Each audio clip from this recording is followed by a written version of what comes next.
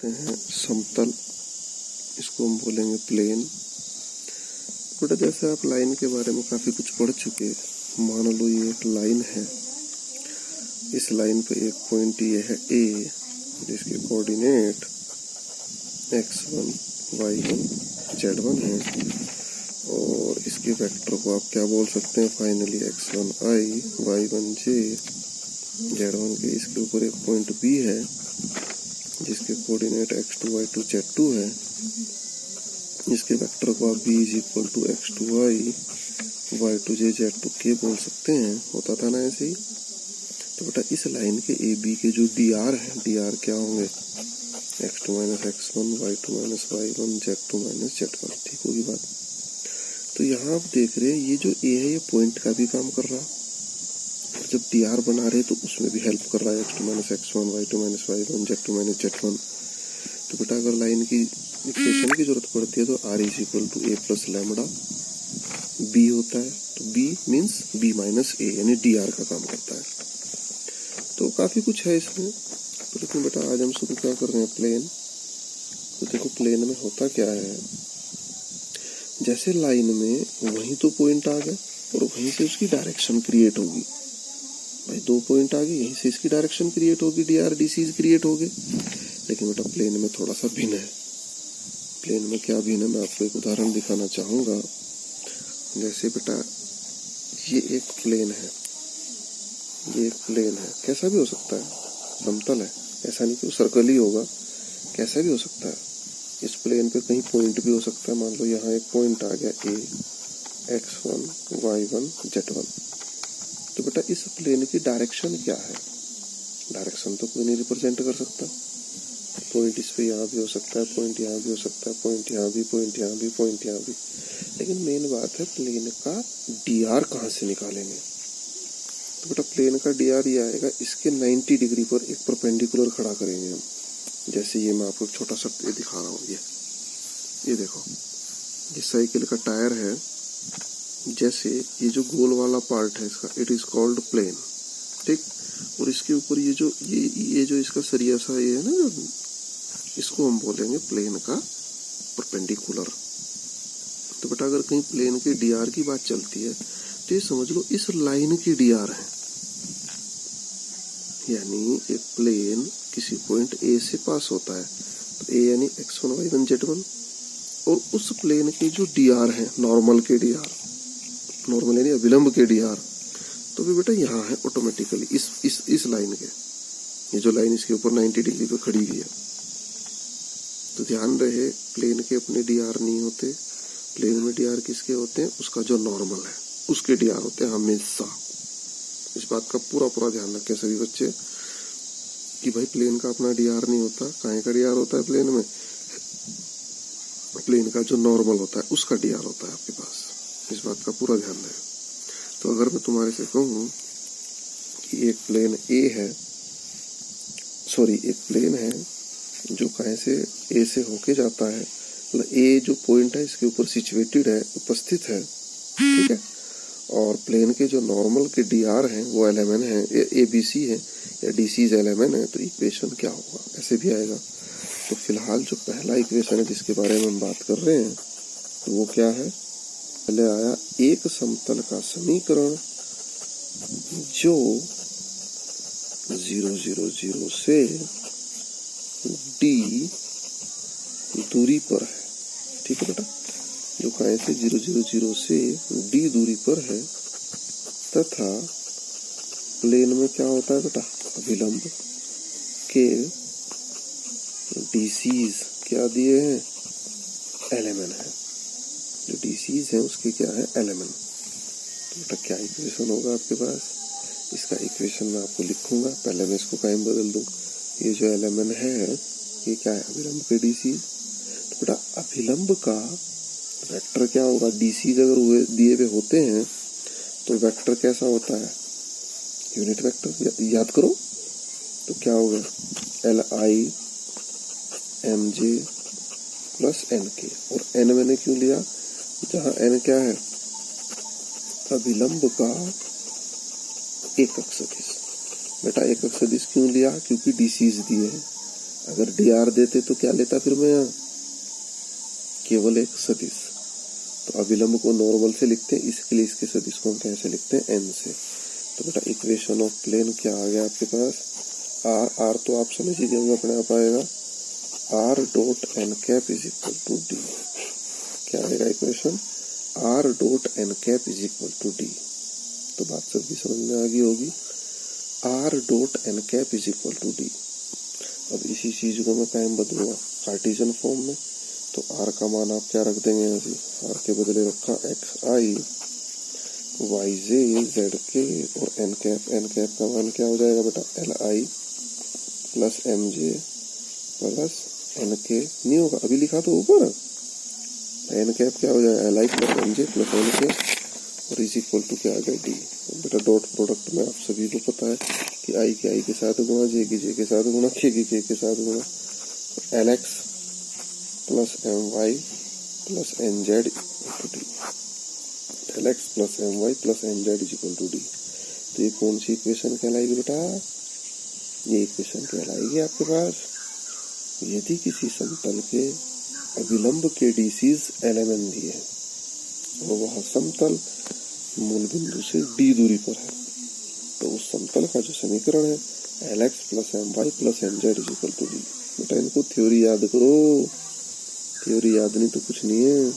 जैसे बच्चों इसने उदाहरण 13 दिया, उस समतल का सदिश समीकरण ज्ञात कीजिए जो मूल बिंदु से 6/√29 की दूरी पर है। तो बेटा डी का मान तो आ गया आपके पास, और उसने दिया है इसका अभिलंब सदिश। बेटा अभिलंब सदिश दिया, जबकि आपको क्या चाहिए, अभिलंब एकक सदिश। भाई अभिलंब सदिश का मतलब तो एन दिया है, जबकि आपको क्या चाहिए, एन का कैप। तो सबसे पहला काम आपने क्या किया, N cap is equal to, कोई वेक्टर दिया है तो उसको उसके मैग्नीट्यूड से भाग कर दो। तो वेक्टर दिया है, इसके मैग्नीट्यूड से भाग किया, वेक्टर मैग्नीट्यूड से भाग किया, तो ये आ गया आपके पास एन कैप। बेटा एन कैप आ गया आपके पास, तो इक्वेशन क्या होता है, R dot N cap, N cap ये 2/√29 आई ये था, और इज इक्वल टू डी, ये इसका समीकरण आ गया। कोई दिक्कत ही नहीं है, बताओ कोई दिक्कत आई क्या, कोई समस्या आनी नहीं बेटा। मेन चीज है आपको थ्योरी क्लियर होनी, और भाई थ्योरी क्लियर नहीं है तो फिर तो समस्या ही समस्या है, फिर तो समस्या से निजात मिलना मुश्किल है फिर तो भाई। तो बेटा आप लोग उदाहरण 13, 14, 15, 16 सबसे पहले इन पे आप ट्राई करें, तब आगे की वीडियो देखना बच्चों, क्योंकि बच्चों वीडियो को इसको ऑफलाइन मोड पे सेव कर दिया करो, और फिर वीडियो पहले देखो, पहले उतना काम करो, फिर आगे की वीडियो देखो आप। तो मुझे लगता है कि आपको 13, 14, 15, 16 उदाहरण पहले करनी चाहिए। बट अगर आप मेरे अनुसार चल रहे हो तो उसके बाद नया इक्वेशन आता है बेटा। नया इक्वेशन क्या है इस बार, एक बिंदु से होकर जाने वाले समतल का समीकरण। कहाँ से होकर जाने वाले, एक बिंदु से होकर जाने वाले समतल का समीकरण। तो इस बार बेटा क्या है, एक समतल है, कोई भी कैसा भी हो सकता है समतल, जरूरी नहीं। तो समतल कहाँ से होकर जा रहा है, एक बिंदु ए। तो ए के निर्देशांक x1, y1, z1, और इसका अगर पोजीशन वेक्टर की बात करें इसे के, तो पोजीशन वेक्टर क्या आ जाएगा, x1i, y1j और z1 के। तो बेटा एक समतल है आपका जो कहाँ से होके जा रहा है, ए से, या एक समतल पर एक बिंदु स्थित ए है। तो क्या है भाई, समतल पर स्थित बिंदु का सदिश, भाई मैं बोल रहा हूँ लिखा करो तुम, समतल पर स्थित बिंदु का सदिश ए है तथा अभिलंब का सदिश, तो बेटा अभिलंब का सदिश कैसे लिखते हैं, एन से, एन कैप है समतल का जो अभिलंब है। इस बार एकक सदिश नहीं इसने कहा, समतल का जो सदिश है वो क्या है, वेक्टर एन है। तो अगर मैं वेक्टर एन के बारे में देखूं तो यानी जो अभिलंब है, अभिलंब का डी आर क्या होंगे भाई, इसके अभिलंब के जो डी आर्स होंगे आपके पास वो क्या होंगे भाई, डी आर क्या होते हैं, ए बी सी, स्मॉल भी होते हैं, इसने कैपिटल लिखा तो मैंने भी कैपिटल है, तो और कोई वजह नहीं है। D R A B C है, तो बेटा अगर मैं आपसे वेक्टर एन की डिमांड करूँ, वेक्टर एन बताओ, तो क्या होगा? क्या होगा बेटा? ए आई नहीं होगा, बी जे और प्लस सी के। ये बात सबकी समझ आ रही होगी। मुझे लगता है कि कोई समस्या होनी ना चाहिए किसी को। तो समतल के जो अभिलंब हैं उसका सदिश आ जाएगा। तो बेटा समीकरण क्या होगा इस समतल का? इस समतल का समीकरण होगा आपके पास R minus vector A dot N is equal to 0। तो ये कैसा सदिश आया आपके पास? कैसा समीकरण आया है? सदिश रूप का। कैसा समीकरण आया बेटा? सदिश रूप का। अब इसी का वेक्टर रूप, तो वेक्टर रूप में आपको रटवाना नहीं चाह रहा, याद करवाना चाह रहा।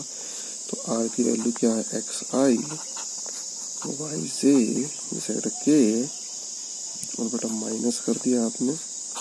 क्या करा आपने? माइनस ए कितना था आपका? x1 आई प्लस y1 जे प्लस z1 के, और पूरे की मल्टीप्लाई में क्या आता बाहर? n। पूरे की मल्टीप्लाई में क्या आता बाहर? n। n कितना था आपका? n था ए आई प्लस बी जे प्लस सी के इज इक्वल टू 0। तो बेटा जरा माइनस वाले को ठीक कर दें आप। तो x माइनस x1 इंटू आई लिख दिया इसको, y माइनस y1 इंटू जे लिख दिया इसको, z माइनस z1 इंटू के लिख दिया। अरे माइनस को एडजस्ट कर दिया, आई कॉमन ले लिया।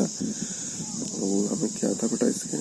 वो हमें था ए आई प्लस बी जे प्लस सी के बराबर 0। डॉट प्रोडक्ट सबको आते हैं, आई के साथ गुणा। तो x minus x1 into A, y minus y1 into क्या था भाई? बी, और z माइनस z1 इंटू सी और बराबर 0। तो बेटा एक बिंदु से होके जाने वाले समतल का समीकरण x minus x1 into A, y minus y1 into B, z minus z1 into C, जहाँ ए बी सी समतल के अभिलंब के डी आर है। तो बात मुझे उम्मीद है सभी की समझ आ रही होगी, कोई घबराने वाला विषय नहीं है। तो बेटा इस पर आधारित हम करेंगे आज उदाहरण नंबर 17 में क्या कहा इसने? उस समतल का सदिश और कार्तीय समीकरण ज्ञात कीजिए जो बिंदु क्या दिया इसने? 5 2 माइनस 4। तो बिंदु का आप कहाँ से मानते हो? x1 y1 z1 से नहीं मानते। और भाई दिक् कोसाइन क्या दिया इसने? 2 3 माइनस 1। दिक् कोसाइन कहाँ से मानते हो? ABC से। तो इक्वेशन अभी लिखा x माइनस x1 यानी x minus 5, y minus y1 यानी y minus 2, z minus z1 यानी z प्लस 4 बराबर 0, और गुणा में क्या? ABC। x minus x1 into यानी 2, y minus y1 into 0 plus, और यहाँ कितना आया? -1। पता हो गया? कोई दिक्कत तो नहीं आई किसी को? कोई घबराने वाला विषय तो नहीं दिखाई दिया? इनके आप आपस में गुणा कर लो, फाइनल आ जाएगा 2x plus 3y minus z बराबर 20। अब इसी चीज को आप काय में कन्वर्ट करना चाहते हो? वेक्टर में। तो वेक्टर में बेटा जो बिंदु दिया है इसका आप पहले वेक्टर बनाए, तो ए इज इक्वल टू वेक्टर कितना आ गया? 5i plus 2j minus 4k, और जो समतल के अभिलंब के डी आर दिए तो अभिलंब का सदिश बनाओ। तो n is equal to 2i plus 3j minus k। अब इक्वेशन क्या है? r minus A dot n is equal to 0। तो बच्चों मेन चीज है थ्योरी क्लियर होनी, और थ्योरी क्लियर नहीं तो कुछ नहीं है। इस बार आएगा बच्चों 3 बिंदु से होकर जाने वाले समतल का समीकरण। एक समतल है, इसके ऊपर पहला बिंदु है ए, दूसरा बिंदु बी, तीसरा बिंदु सी। अब मैं इनके निर्देशांक क्या ही लिखूं? चलो लिख ही दे रहा। ए का निर्देशांक होता है x1 y1 z1, बी का निर्देशांक होता है x2 y2 z2, सी का निर्देशांक होता है x3 y3 z3 सॉरी। अब ए का अगर वेक्टर बनाने लगे तो वेक्टर ए आएगा, वो आगे लिखने की जरूरत नहीं। x1 i plus y1 j z1 के। वेक्टर बी आएगा x2 i y2 j z2 के, और वेक्टर स्मॉल सी आएगा x3 i y3 j z3 के। तो बच्चों ये बात तो आपने समझ ही ली। तो यहाँ जो समतल का समीकरण आएगा, पहले वेक्टर रूप का लिख दे, तो r माइनस ए ब्रैकेट और अंदर आएगा आपके पास b माइनस ए और क्रॉस में आया आपके पास c माइनस ए और बराबर 0। बट आपके पास b माइनस ए भी करना आता है, c माइनस ए भी करना आता है, फिर क्रॉस प्रोडक्ट भी आती है करनी, बताने की जरूरत नहीं है। अब इसी का कार्टेशियन फॉर्म आएगा बेटा, तो कार्टेशियन फॉर्म थोड़ा बड़ा सा आएगा भाई। क्या x minus x1 y minus y1 z minus z1, x2 minus x1 y2 minus y1 z2 minus z1, x3 minus x1 y3 minus y1 और z3 माइनस z1। पूरे पे आपने क्या लगाया, डिटर्मिनेंट और बराबर आ गया 0। पूरे पे क्या लगाया आपने, डिटर्मिनेंट और बराबर आ गया 0। किताब में भी लिखा है, फिर से बता दूं, x minus x1 y minus y1 z minus z1, x2 minus x1 y2 minus y1 z2 minus z1, फिर x3 minus x1 y3 minus y1 z3 minus z1 बराबर 0। बेटा ये संभव तभी होगा जब आप कर पाएंगे, अदरवाइज नहीं हो पाएगा। अब आता है अंतखंड रूप। बट अंतखंड रूप में क्या है आपके पास, ये x एक्सिस है, ये y एक्सिस है, z एक्सिस है, ठीक है। x एक्सिस पे a लंबाई का अंतखंड काटा, y एक्सिस पर b लंबाई का अंतखंड काटा, z एक्सिस पर c लंबाई का अंतखंड काटा। तो बेटा जो ये लंबाई का अंतखंड काटा, ये जो पॉइंट है इस ए के कोऑर्डिनेट क्या होंगे, a 0 0, x एक्सिस पर y z का मान 0, it is x axis, it is y axis b, तो b कितना है आपके पास 0 b 0, फिर आया बेटा c कितना है 0 0 c। मुझे नहीं तो सबको क्लियर हो रहा होगा। तो एक समतल इन तीनों बिंदुओं से होके जा रहा, किस किस से होके जा रहा, a से b से c से, और a क्या है x एक्सिस पर a जो अंतखंड काटा उससे बना बिंदु, तो b जो है y एक्सिस पर जो अंतखंड काटा उससे बना बिंदु, c z एक्सिस पर काटा। तो एक समतल a से भी होके जा रहा, b से भी होके जा रहा, c से भी होके जा रहा, ऐसे त्रिभुज सा बना दिया। तो बच्चों ध्यान दें, अगर एक समतल a b c तीनों से होके जा रहा है तो इस समतल का समीकरण क्या होगा। चाहे तो आप इसमें तीन बिंदु से होके जाने वाला सूत्र लगा दो, तो फाइनल जो रिजल्ट आएगा वो आएगा x upon a plus y upon b plus z upon c बराबर 1। अब इस सवाल को कई तरीके से पूछा जाता है।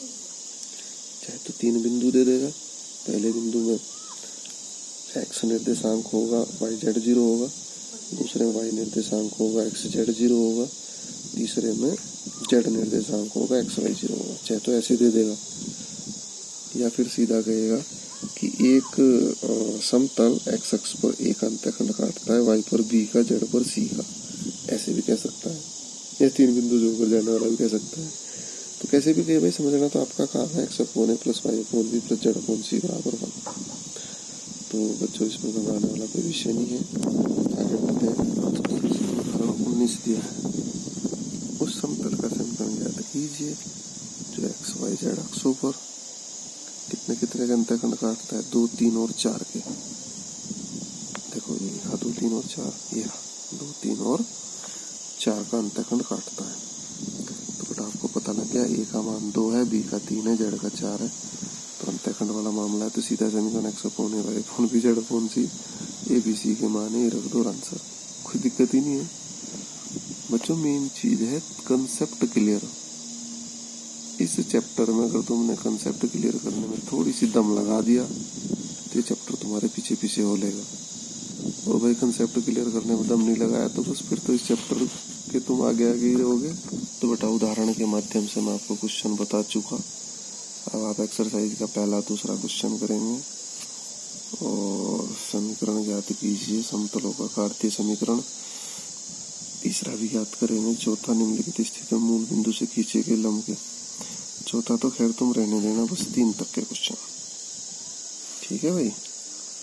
चौथा तो तुम रहने ही देना, तीन तक के क्वेश्चन, पहला दूसरा तीसरा, और भाई एक क्वेश्चन तुम करोगे छठा।